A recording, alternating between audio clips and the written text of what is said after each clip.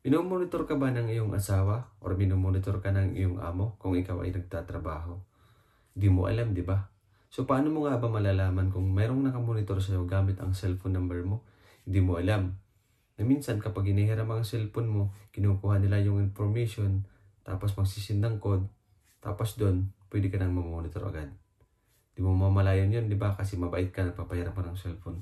Paano mo nga ba malalaman kung mayroong nakamonitor sa'yo gamit ang number mo? Halimbawa, isa ka sa nagtatrabaho sa ibang bansa at nangangamuhan na minsan yung cellphone mo iniiwan mo kahit saan-saan. Di mo alam na pinapakailaman ito at kinukuha nila yung cellphone mo. Tapos doon, kapag wala ka, nagsisend sila ng code sa yung cellphone, tapos doon ma-access nila at pwede ka nang ma-monitor. So, paano nga ba malalaman kung mayroong nakamonitor sa'yo gamit ang cellphone number mo? Ang video na ito ay para muna sa Android, no? Pagkatapos naman ng Android ay sa iPhone naman, sa mga iOS. So una, pumunta ka muna sa dial pad.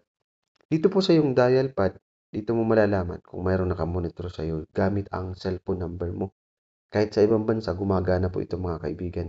Mas delikado talaga kapag nasa ibang bansa ka, lalo na kapag nangangamuhan ka lang at nakatira ka din sa kanilang bahay o kaya gamit mo yung internet nila, iisa lang yung mga router ng wifi yung ginagamit nyo. So, yun mas mabilis ka nilang mamonitor. So, paano mo nga ba malalaman kung mayroong nakamonitor sa'yo, sa iyong number? So, una, gagawin mo lang dito is asterisk, tapos number sign, tapos 62, at number sign.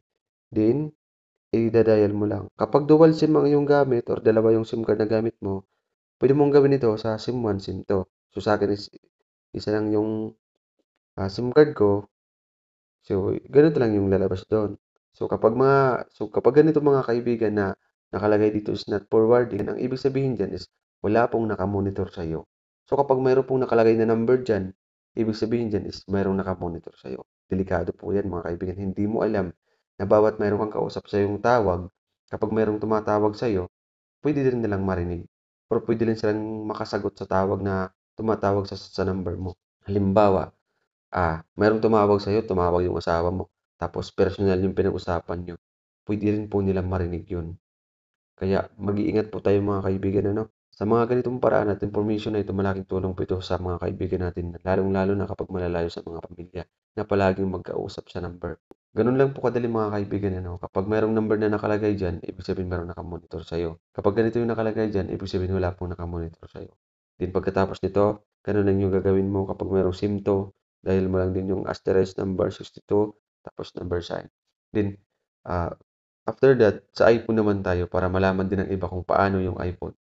At kapag nandito ka naman sa iPhone or kaya sa iOS mo, mga iPhone user dyan, paano mo rin malalaman kung meron kang monitor sa'yo? So, ganun, punta ka lang din sa dial pad din, asterisk, number sign, 62, tapos number sign din, i-dial mo lang. Tapos, dito is maglo-loading din po yan. Antayin nyo lang po. So, dito, kapag ganito yung lumabas mga kaibigan, voice call forwarding, data call forwarding, fax call forwarding, SMS call forwarding, sync data circuit call forwarding, tapos, ayan, packet access call forwarding, pad access call forwarding. So, kapag meron nakalagay dito na settings interrogations field, ibig sabihin wala pong nakamonitor sa yung iPhone. Ganun lang po siya kadali mga kaibigan. Pero, kung mayroon pong nakalagay dito, halimbawa ito, mayroong naka-monitor sa yung sa SMS call forwarding mo. Kapag mayroong nakalagay dito na eligible, ibig sabihin dyan, mayroong nakamonitor sa iyo. Katulad din dito sa call forwarding mo, dito sa voice call forwarding. Kapag magkausap kayo ng asawa mo, halimbawa nasa ibang bansa ka, nasa Pinas yung asawa mo, kapag tumawag yung asawa mo sa iyo, tapos hindi mo agad ito masagot, magre-ring din sa cellphone ng naka-monitor sa cellphone mo, magre-ring sa kanya. Kapag sinagot mo, maririnig din nila yung pinag-uusapan mo. Kapag hindi niya man marinig yun, marirecord po yun sa kanyang cellphone at pwede niyang mapakinggan ang pinag-usapan niyo.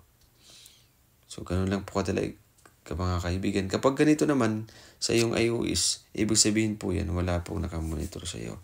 Dismiss mo lang. So, pagkatapos dyan, ganun lang po kadali mga kaibigan.